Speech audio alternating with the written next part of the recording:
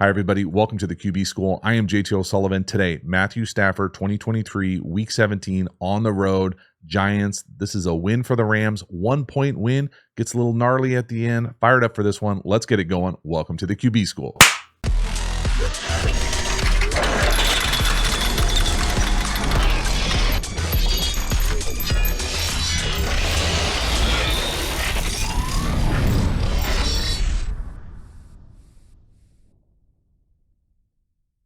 Before we dive into the video, quick reminder about the Quarterback School Patreon community. This group is the foundation, the bedrock of the channel. Not only is it a great, cheap way to support the channel, but you get even more Quarterback School content. So if you are interested, hop over there, join, become a part of the Quarterback School Patreon community. I appreciate your support. As for this video, let's get into it. Matthew Stafford, the Rams, holding on, nail biter, 26-25 on the road. Right here, we're going to work a little wrap in up top to the number one. And this is really just a classic Matthew Stafford look off wrap in. Really nobody better playing football right now, manipulating zone defenders with this look off throw. Now, is it always a perfect strike? No, because you're essentially not looking where you're throwing, but still pretty damn amazing how often and consistent he gets to this type of throw. So what's going on concept wise here? Here's this wrap in. Here's this little I'm going to call pivot gather. Okay, a lot of teams call it different things. They're going to end up bringing some pressure here. All right, so we end up bringing pressure. They're going to ask this linebacker type to get out into this area. Now, Matthew Stafford is going to get to the top of his drop, and you can really see his shoulders, kind of everything. His head is looking right here at cup on this little pivot. That's going to make this linebacker type keep moving. Okay, so he's going to keep moving. And Stafford is essentially going to come back and rip this thing right down the middle of the field. Now, it's not a perfect hookup as far as speed, kind of being on the same page with the wide receiver. But man, the capacity to manipulate zone defenders with this no-look pass that he does. And again, if you watch it in real time here, it almost looks like they're just not on the same page. But when you watch that little shoulder shrug right there, and watch what it does to that linebacker who's on the far hash. He's going to move right there, and now we got him. I mean, he doesn't move. He full-on runs. It's nasty. The other thing I would say here, and again, different teams teach this different ways. And what I mean by that is this, what I call wrap in, okay, is not necessarily a universal language. I prefer this to shave it off. Some teams talk about getting to landmarks just as fast as you can, so it looks more banana-y. There's not one way to do it as long as you're on the same page. And right here, I feel like they're probably not on the same page. And again, it makes it more difficult, obviously, when you're not looking where you're throwing, right? The look-off thing that he's kind of become the guru on playing. Nice job by the back. You can see cross-keying coming across, picking up the pressure. But again, look at his helmet, looking off to the right, and watch what it does to this backer. Again, this is the guy he's trying to manipulate because he's looking this way. You can see his helmet, okay, pointed this way. It's going to make this backer move this way. And then we're going to be able to rip that wrap in right behind it so that when he goes to throw it, this guy's not a factor. In fact, he's running the opposite way while the ball's in the air. So just a great job from Stafford manipulating zone defenders. I mean, look at that linebacker. See ya. It's a hell of a catch as well. One hand paw. Boop. First down. Let's go. Next one here. 4th and 3. Man, this is a tough one. We're going to end up getting to Nakua up top. He's going to bounce from the 3 to the 1 out there and run a little short in, fin, or chair route. Now, is this a perfect throw? No. But does it hit him, essentially on the numbers? Yeah. This is a catch that you got to make.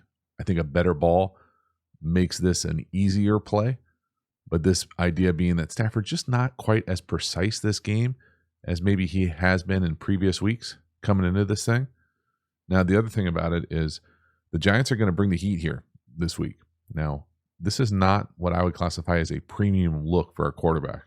What I mean by that is, who are the potential rushers here? Now, it sure looks like it's going to be closed, but we've got potential 1, 2, 3, 4, 5.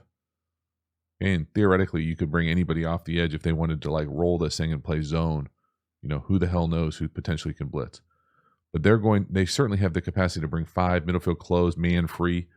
Now, what we end up running here I would say the ball's a little bit low, not necessarily the end of the world, kind of like a second base throw where you're protecting him. But man, this dude, he just kills people at the line of scrimmage. Now they run a corner versus an inside fade here. We saw him hit this on, maybe it was a few weeks before, like week 14, where he gapped someone and got to the corner. You know, that 10 is pretty damn good at the line of scrimmage. And it's just one of those things where I think a better ball here makes this easier. Again, you know, I know I've said it in almost every Stafford video, but for me, the top of his drop, sometimes I think it's magnified when he goes to his left. But even here, he's got some moving parts in his lower half where you kind of see the like heels come up and down, almost like old school Peyton Manning, like where he would kind of like chop his feet to always be ready to throw. I think that you know, if Peyton was being honest, there's probably better ways to do it nowadays. Not that he wasn't amazing at it. Okay, so don't freak the hell out. But you can see this ball kind of become a sinker. You can also see Kupp just gapping that cat at the line of scrimmage. Yep. Regardless, tough miss, hookup, can't pull it in. Now it's a turnover on downs, and it was there. So, you know, also a nice job here by the Giants disguising, only rushing 3, playing coverage. Again, just be super critical of the feet. You know, he's certainly got awesome arm talent, but stay right there with all your cleats in the ground, ready to throw, as opposed to whoop, whoop, right? Like it just kind of, the term I used to use is sink into that back hip. Feel that thing just sink and then ready to go. And man, that was close to being a catch, especially with that guy. All right, next one here, 3rd and 8. Ball's on the 42. We're going to try to get Kupp up top. He's the number 2 on this condensed 2x2 open formation. He's going to be running a double move, a little wheel. Now, we've got some pass pro issues up front. This ball just comes up a club short. And you can see the flag there at the end. I think they end up picking it up because it's a turn. They don't continue the drive here on the film. But man, this is a really tough stunt to handle by the left side of the offensive line. They can't get it picked up. Stafford's probably got to let it go a little bit early. And again, now we're just missing this thing. Although you do got to appreciate your boy Dabo over here with the plyos. Not a lot of explosiveness. So quarterback-wise, though, what's going on here? I love the idea of being aggressive 3rd and 8. Sure looks like you're going to catch closed man here. We got Kupp right here. He's going to be the one running this kind of like a little wheel route. Now, the thing there's a lot of things that are difficult with this. One, and the most difficult thing we'll take a look at from the end zone is the stunt here that has to get picked up technically by the center probably. But with this double move, you got to be really cognizant. I always think of it as the quarterback has to beat the safety. The wide receiver has to beat the guy who's covering him in man-to-man coverage. So if the safety makes a play on the ball, it's the quarterback's fault. If the guy doesn't win the double move, well, then it's the wide receiver's fault. Does that make sense? So right here, this ball to me obviously is not thrown where we want it. Okay, it's short. The safety really could and probably should make a play on this ball for an interception. Now, why is it short? Well, it's short because we've got some pass pro issues right in our lap that's tough to pick up this little same side pirate or same side 3-person stunt. And we just can't get everything we want into it. Now, he throws it with some anticipation. So watch that Kupp route, the slot up top. Up, set it, and go. I mean, shoot, that's not even really a double move. It's almost more of like a delayed inside fade. But I think where you'd want to throw this thing, so he's throwing it certainly with some anticipation, right? He's got someone bearing down on him right here. Got to let this thing go. This is a muddy pocket. You can see Kupp's winning here. His angle here for me is more this, as opposed to not being able to get everything we want into it and now bringing it this way, where now all of a sudden that safety comes into play. So he's beaten the DB type in man coverage, but now the ball location is so far inside that it becomes a dangerous throw. And again, you know, are they potentially holding the other wide receiver, the number 1 as well?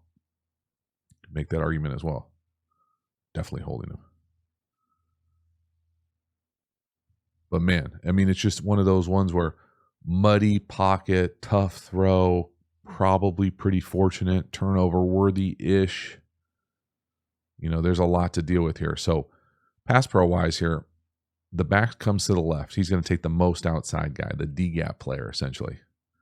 They're going to run a little, what I'm used to calling like a 3-person slide. So these 3 are going to pick up the 3 most dangerous. So these 3. Now that's easy on a whiteboard when they all go like this. Okay, but what they're going to end up doing here is probably setting out, and then this guy is going to come all the way back in. Now, technically, you would love for this to be a 3-person to sort this thing out. So they get depth and width, depth and width, depth and width, and then as this guy goes this way, the guard takes him over. As this guy comes this way, the tackle takes him over. And then you would have to communicate this guy being the looper coming all the way back in for the center. Now, I think it's tough for anybody to pass off even 2-person games at any level. 3-person games where you start getting this is really difficult because it's hard to get that push off. Essentially, what the left tackle would have to do is set for depth and width for this player. He doesn't get it. Now he closes the door, squeezes that thing. He has to do the same thing inside. And then the center all of a sudden realizes he's got 2-on-1, and if they've communicated, he can come off for that inside loop. It's tough. Now, you would love to get some part of him right here. So watch the left side of the offensive line. You can see the tackle does a really nice job. The guard is probably too slow. If I had to say anything to the guard technique, I would want him to get more depth at the line of scrimmage. If you don't get depth at the line of scrimmage, you can see how I think of the left tackle and the center are deeper than the guard there. It's really hard to pass off stunts at the line of scrimmage if you're at the line of scrimmage. And again, Stafford maybe throws that thing a tick early and certainly a tick late, thinks he's going to get hit going backwards. Nothing easy about playing quarterback like that. Muddy pocket. Again, hey man, I'm just so exhausted with saying this, but just because I've watched so much Stafford recently. And again, it's not like these guys are asking for my opinion, okay? But I just feel like it would help him so much if when he worked to his left, if at the top of his drop, he could be lined up to the left, as opposed to he's got such a tendency to almost be fully to overclosed, to then have to get all the way over here. It's a lot of moving parts. You swing that front side open, everything's moving left. It's just hard to be the consistent thrower that he could be when he's kind of sabotaging himself with his footwork. And again, come up short right there. And again, you be the judge, should that be an interception? If he could catch, he'd be playing offense, right? Debo, come on, dog. Get up. Next one here, 2nd and 8. We're going to be hot up top, and we're going to rip. I'm going to call it a wrap in-ish. It very well could be like a skinny or a bang 8 or a glance. It kind of works the same space and timing, so it really doesn't matter. But there's nobody better than Stafford at working these kind of like in-breaker anticipation throws. Now, I think it's even more impressive when you go kind of like hybrid drop, 3 no-hitch, shuffle. You got a free runner right in your face. This time, to his left, is he lined up at the top? Boom, he's lined up. It's a thing of beauty, dog. Comes out on time. It's a strike. He plays with great anticipation right on his face. This is outstanding. This is outstanding. So again, we go 3x1 to 2x2 condensed. We're going to get, we'll call it DB pressure off the edge. Who the hell knows? Could be a corner. I don't care enough to know to go back and look. Here's that little like glance, wrap in, whatever you want to be, that kind of inside window, almost always paired with this kind of like pivot gather. So all that means is that we're trying to gather whoever's playing that kind of curl flat defender down here so that we create this window. And again, that's a muddy drawing that I've got for you, but this player is unblocked. Stafford's going to go hybrid, hit his back foot, and the ball is out. Anticipation, in-breaker, decisive, vision, timing, precision, locked, earmuffs me, locked the fuck in right here. Dealing. Outstanding job. You can see it played out here from behind as well. Watch how quickly this thing happens. Free runner, not even close to him. Right? I mean, again, muddy pocket, got the left tackle right in your lap, can't get through the throw. Vroom. Strike, where is it? Right on his face. Not sure why he's jumping. That's a dot. Nice little chunk. Next one here, 2nd and 9. Now, interception, 2 interceptions on the day. Okay, if I'm going to sit here and praise all the cool no-look stuff that we do or we rip these in breakers, I would be disingenuous if I didn't point out the fact that, again, I think I've alluded to the fact that it makes your life difficult to do these no-look passes. Thanks, Captain. But when you take chances like this over the middle of the field, at some point you're going to get burned. So this to me is an example of this is a no-look pass. He's trying to essentially do the same thing we talked about earlier as far as manipulating the zone defender. When he gets to the back of his drop, we are looking this way, but we are throwing this way. Now this thing comes out high and hot. I think they try to do the 3 and the 2, so like the pivot gather here and that little in breaker right behind it. And this thing just comes out high into the front row.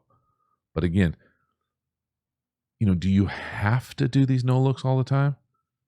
I mean, only he knows, right? But he's, I don't have the NFL films angle of this, but I can tell you that he looks like he's looking this way. And again, I understand why you would want to do it. You're trying to get this guy to move under to that kind of underneath route while we rip this thing behind it. But once you manipulate him, feel free to get your eyes back over here every once in a while, because this is just an unnecessary interception. I mean, this is one of those throws where we see him make that type of throw all the time. He tries to add a little flavor to it, which he has proven that he can do. It doesn't mean that you have to do it every single time, though. I think that there is a kind of sweet spot, a harmony for these types of plays that, when you live on the edge like this consistently, I mean, this is a big window. Maybe not if you're like a high school quarterback thinking this is a big window, but this is a big window in the NFL for you to come in here and think, I got this amount of space. Look at the design here. We've created this big window. Now, Stafford has certainly impacted the window with his capacity to look off this player right here. But to say that you're going to miss this throw is going to be an interception to this player, that's not a miss you see a lot of like top tier NFL guys make. And I think Stafford easily is that guy when he's looking at the target, right? So you got to be able to acknowledge both sides of the coin. It can't be, oh, these no looks are fucking awesome, dude. And then be like, yeah, guy, don't do it every single time they play zone coverage. Every single time we do this, we don't need it. It's one of those things you kind of hold in your back pocket till you need to get that type of look, to get that type of throw, because that's just a brutal pick. Next one here, 2nd and 5, touchdown pass. This is a great call. I personally would classify this as, fireable defense. And what I mean by that is there's no way that this kind of like high school Harry play should work this easily in the NFL. There is just no way. Okay, so poor 44 being asked to cover Cup like this. And what I'm saying is like the high school Harry look is 1x3 nubs. Okay, great formation. Nub tight end, 3 eligibles down here to the bottom. You're going to play man coverage? All right. Well, newsflash. Every team beyond Pop Warner that's good at football, if you run man coverage down here, you're going to get some sort of pick or rub. Every team. So what do they do right here? They just say, come off the ball, and now we're just going to race right here, and this guy's got to come a long way to cover this through this traffic. So what could you do defensively? Well, these two guys are probably where the ball's trying to go, so maybe we banjo this. Maybe we in and out this. So these guys kind of like go in and out depending on who goes out first. All right, well, they'd still probably have a good play here versus this. Maybe we incorporate, a 3-over-2. There's a lot of different ways to handle it. To just say, hey, we're going to line up like this, and then the part that kills me is all these guys are going to be at the same level too. Now, you never want all bump because then you'll definitely get picked. But one of these guys can come up and pick this. So if you jacked Nakua at the line of scrimmage, a big if, well, then this play is definitely not as good, right? Because you're running flat right into that jam. So there's just, this is too easy, though. This is, McVay can't get this thing called. Stafford can't get this thing snapped fast enough. This is way too easy of an NFL touchdown pass. Move the launch point flat. I mean, the other two guys they're barely running routes. They're just running vertical clears, moving screens, picks. That's way too easy. Come on, man. Nice job by the Rams of taking advantage of it. You don't see this type of play called very often in the league just because you would expect many defenses would have the capacity to take away just a flat sprint out. Halftime, you dig the channel and you haven't already, please like, subscribe, hit the bell, get the notifications. I really do appreciate you subscribing to the channel. It means a lot to me, so thank you for taking the time and doing that. Again, the Quarterback School Patreon community, you know about it. Join, become a member, get even more Quarterback School content. We also have Quarterback School courses. Now, I talk about the courses over the course of this video, pun intended, but really it's the premium content available through the channel. These are deep dives on my favorite football topics. We have courses on RPOs, tempos, pass protection. The best-selling course is how to beat every coverage. We even have an entire offensive system available for you. So if you're interested, enjoy how I talk and teach ball. You will love the courses. Hop over there and enroll. Have a brand new website. Check that out. Also linked in the video description. Have a bunch of free resources, all available at thequarterbackschool.com. So hop over there again. Finally, make sure to follow me across social media platforms. I appreciate your support. As for this video, let's get back to it. All right, second half, third quarter, 3rd and 4. Ball's on the 18. 2x2 to 3x1. We're going to rip a hitch up top. Now, normally I think of hitches are for someone and something that rhymes with witches. Okay, but hitches, when you got 17 out there, who's a monster and tough to bring down, has a chance to go to the house until he gets hawked. Damn. Got to get in the end zone there, bro. Holy moly. But great timing here. 3rd and 4, they're going to give you one-on-one hitch, bring pressure the other side, especially with a guy like this that's so difficult to bring down. Turns into easy money. Right? That's a thing of beauty. Good for you. I think quarterback-wise here, it's the decisiveness, the decision, the timing, the accuracy, the throw, a lot of stuff to like. So I think Stafford goes probably one step here, get the ball out. One, you can see him kind of, before he even hits that back foot, he's ready to go. All his cleats in the ground. He's throwing that hitch with a little bit of anticipation. The ball location is away from the corner, almost like hingy-like.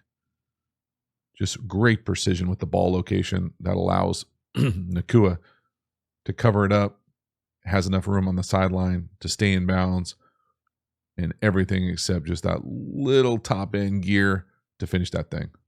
Massive play, though. Again, it doesn't always have to be complicated. 3-on-1 backside hitch. Catch it, make somebody miss, turns into a massive chunk. But again, you got to really appreciate how strong 17 is. That dude is a load to bring down, whether it's over the middle, outside the numbers, big chunk right here. Next one here, 2nd and 7. We're going to again try to get us to Nacua. This time he's the number 1 up top. I'm going to call it that wrap in. It doesn't really play out like a traditional wrap in and zone covers. This is more man-y.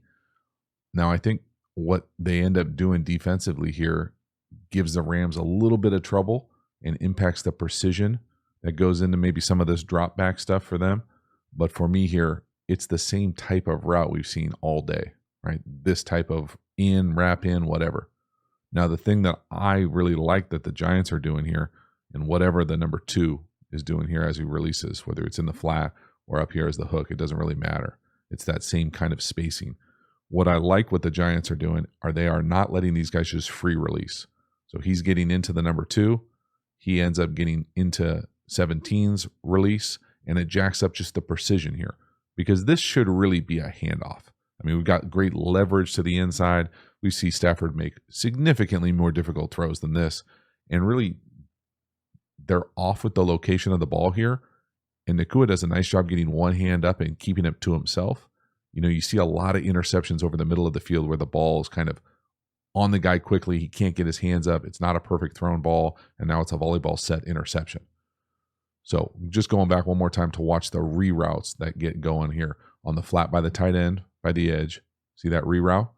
And now we're going to see Nacua get rerouted right there. And it just creates enough of the timing element of it where they're not in their kind of sweet spot where they can just drop back there and throw routes on air. And again, that's a nice job just getting your pop there because bad things happen when balls get tipped up like that in the middle of the field. Next one here, 1st and 10. Ball's on the 37, 3-by-1, condensed formation, pistol. We're going to end up throwing a rough interception here after we motion to 2-by-2. We're trying to work that kind of Y crossy type route. You see a lot of teams right here, it's paired with stick. Stafford right here, this is probably as bad of a miss as you'll see. We've seen him make this type of throw to significantly tighter coverage windows than he does right here. I'm not sure if he just doesn't get all the way over to see it, but that, and the reason why you might say, oh, you're being pretty difficult on that. That ball's behind him right here, Captain. And we all see that, right? Okay, floated right to the safety's chest. But why I think it's a big miss is you wouldn't want that ball to be right here.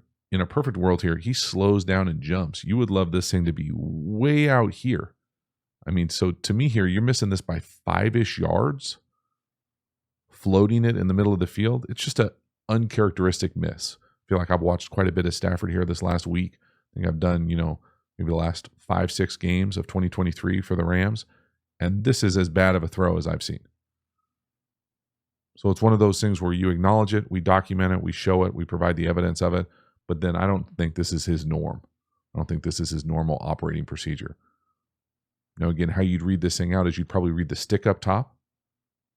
Could you make the argument that we could, hey, if we're calling this thing, let's work the stick probably first. I'm sure that's what they're trying to do. Is that open? Maybe. And then again, this is certainly going to be open. You can't lollipop that thing into the middle of the field and let this guy fair catch this thing. That's making life too easy on that middle field player. So again, play this thing out. Stick up top. Okay, you don't like it? Just put that thing where you want. Again, that's a bad miss. I feel like 5 yards, saying that ball's 5 yards off, might be being conservative.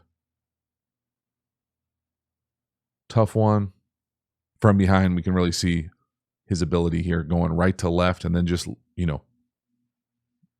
I don't even know if I want to say skymailing it. I think he just doesn't put it where he wants. I think you get a little kind of lulled to sleep with the precision that he operates within the pocket usually and the arm talent. Again, to me, he's a little toesy right here as well. It's going to be hard to be consistent even with the arm talent he has there. But man, that's a tough miss over the middle of the field like that. Bad things happen. Next one here, big play off the naked keeper world. We're going to get a corner up top by the new number 1 post shift. And that safety up top, 28, I think he just falls asleep. I think he's supposed to either have the half field or the quarter back there, probably the half field, and he's just out of his mind. Stafford does a nice job seeing it. Don't miss a layup, puts it right on him, and it's a big chunk. So again, these kind of deep down the field routes on these naked keepers are often tethered to like an alert type read where you just see guys pop. And right there, that's a perfect example of like, you don't necessarily anticipate that route being available. So again, shift, motion, eye candy, running the ball, condensed formation. I'll pause this thing right at the snap. So as we come out of this thing, if you were to like look at the install of this, it wouldn't say 1 here. This would be like an alert, or if it pops open sometimes. They're probably trying to get the ball into the flat area first. So hide, sneak, flat. It's almost always paired with like an over. We're sealing the edge right here. We're trying to get out there. We talk about worst case scenario, having a plan for as you come out of here, what are you going to do? It's almost always 1, 2 to that over, but you just see this thing pop. And again, the reason it pops is because the eye candy, the formation, what this guy is doing, getting his eyes lost inside. By the time he realizes it's naked boot keeper land, he's nowhere to be found. So again, the combination of design, play call, and Stafford's capacity to use his vision, the arm talent to see it, and 28. Where'd who go? No to the flat, no to the over, corner pops, and that's just a big chunk play. I'm always impressed when quarterbacks have the capacity to see that and have the arm talent to be able to get it to them in stride. Sometimes these wide open guys are the hardest throws. You just don't want to miss it. That's a perfect throw and ball. That's a big chunk. Let's roll. Next one, 3rd and 5. This is a tough one. Up top, the number 1, he's going to work that in breaker. You can see middle field closed man. I personally think 15 gets held here. Okay, now I also have to acknowledge the fact that the Giants are hitting us with the same stunt that they got home on last time, on that double move or that kind of inside fade to Cup that was so poorly thrown back inside. So they're running that same 3-person game versus really the same protection look. So watch 51 loop around into the A gap. Stafford can't hold on to it as long as he wants. Now watch 15, the wide receiver, the number 1 on the left, come into our screen. And then watch him get held at the top right there. I mean, to me, he's getting held and tripped, but definitely held. Yeah. You might think I'm whining as an offensive guy if you coach defense, but that certainly could be called. Next one here, 3rd and 6. Okay, let's first take a peek here at the score. So 26-19. We are up 7. Under 4 minutes left to go in the fourth quarter. That kind of 4-minute offense where you're looking, this first down is really going to try to put the stranglehold on this game. The Giants do a great job here getting essentially 2 on the back. You can see the offensive line make their declaration. They're pointing to the linebacker up top on the top of the logo. Got a 4-person slide going that way. We're going to end up getting 2 on the back here. So we're hot down here to the bottom. Now, a few things here. First, I'll let it play. We'll talk about it. Could he throw this? Would you be shocked if he threw it to 17 on that kind of crosser? Probably not. But we've already thrown a couple picks. It's a little blurry. I think they do a great job here pre-snap of making this thing look like pressure to the left, right? And then the DB runs out to the middle of the field. Well, shit, now they got us. 2-on-1. Now, the part here, a few things. The first part is, again, the looks like this, can be difficult on a quarterback because you think, oh, this is a DB here. He's going to blitz. We're going to get hit with 4 weak. So you've got these 4 offensive linemen right here. They need to take the 4 most dangerous. So you're going to tell them, what? We're going to slide to this guy. So they're going to go 1, 2, 3, 4. Or you're going to say, hey, we're going to go to this guy. So when he runs out of there, I still think it's a good point here. These 4 are who the offensive line are going to. The right guard over. The tight end's going to be, he gets paid to block the pass rusher. He's going to be big on big. So what that means is that puts a duel on the back, cross keying this thing. So as he comes across here, he's got 1 to 2 or vice versa, 1 to 2, whoever shows up first.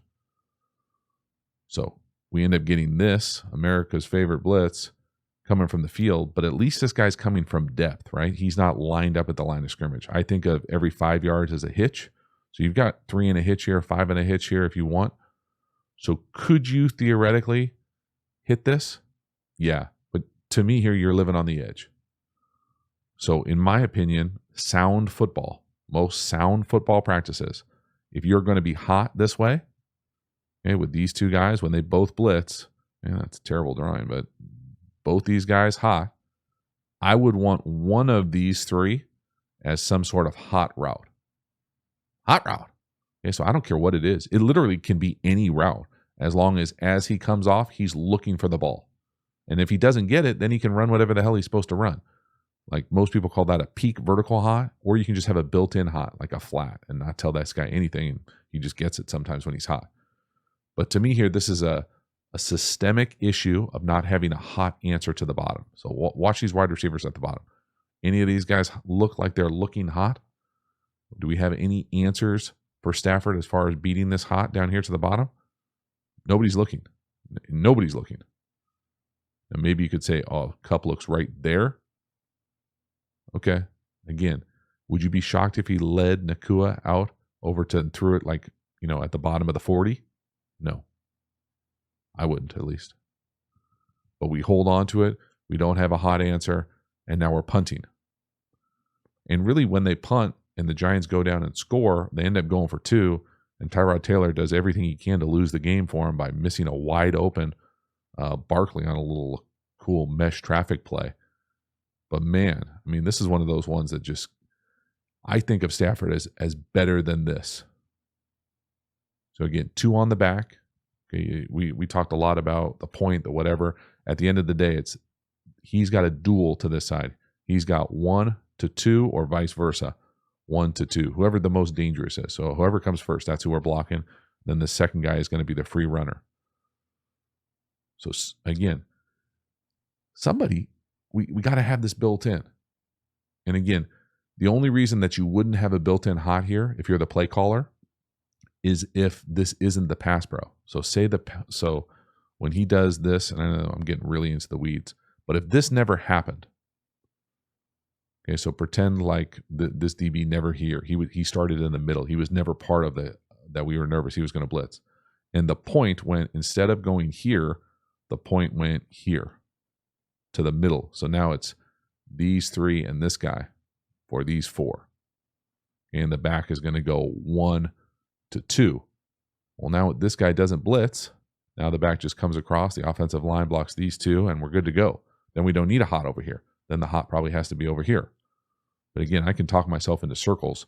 At the end of the day, post-snap, there's no answer for Stafford. Now, did he get himself in that issue? Or did the offense not provide him one? Only they know. I can just tell you that it's hard to play quarterback like that. Last one here, another pass pro issue. Okay, now this is a funky-ass look. 3rd and 9.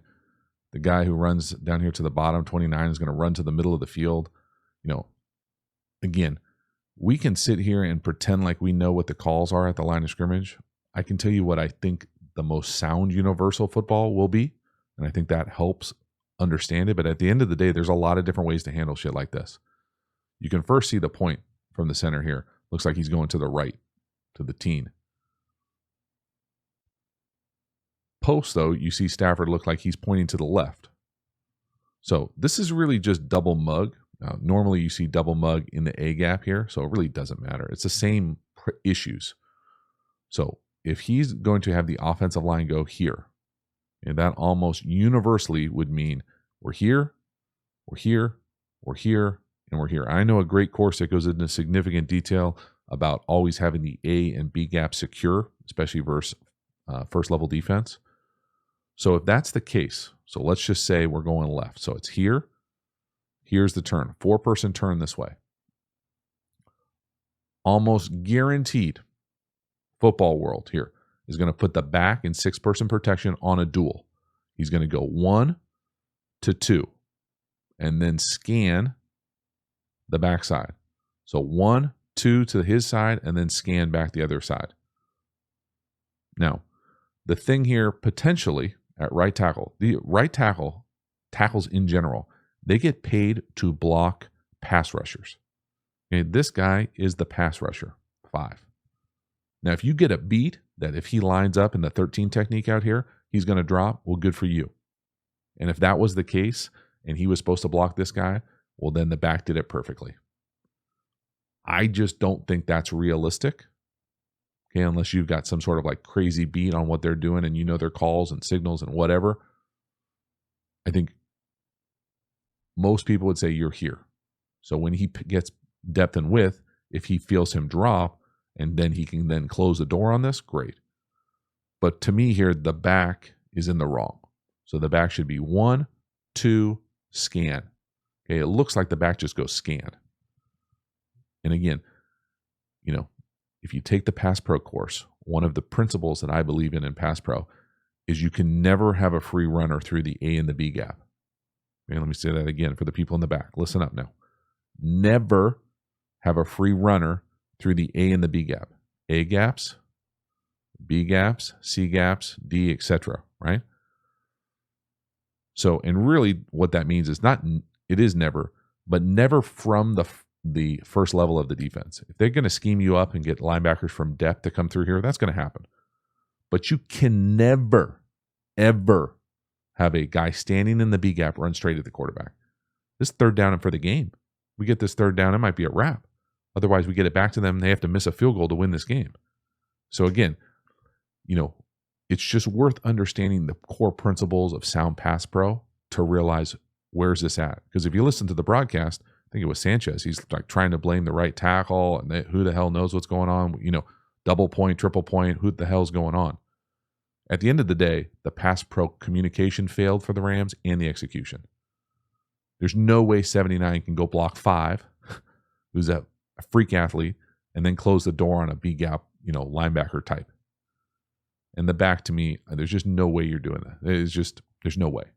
The communication, the execution failed them multiple times in the pass pro unit in this game. So that is a wrap. Really nice win for the Rams. Got, a little gnarly there at the end, pass pro wise specifically. Thought it was probably not Stafford's best game by any means. Some blurry decisions, some difficult throws that kind of didn't go their way, some maybe lack of precision that we've seen from other games leading up to this one that we expect him to just be a little bit better at, more consistent at. But really, they got a little lucky with this one, if I'm being honest. I'm not obviously going to show what happened with the Giants, but the Giants certainly could and probably should have won this game at the end. Regardless, I really have started to enjoy watching Matthew Stafford play quarterback.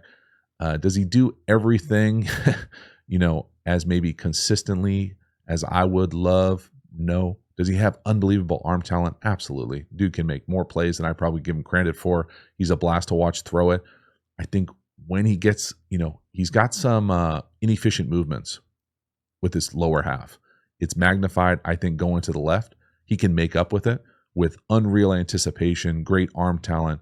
Really is a better creator than I think many people want to acknowledge when he gets outside the pocket, when he gets kind of extends play. So that part of it is fun. He's got all the clubs in the bag.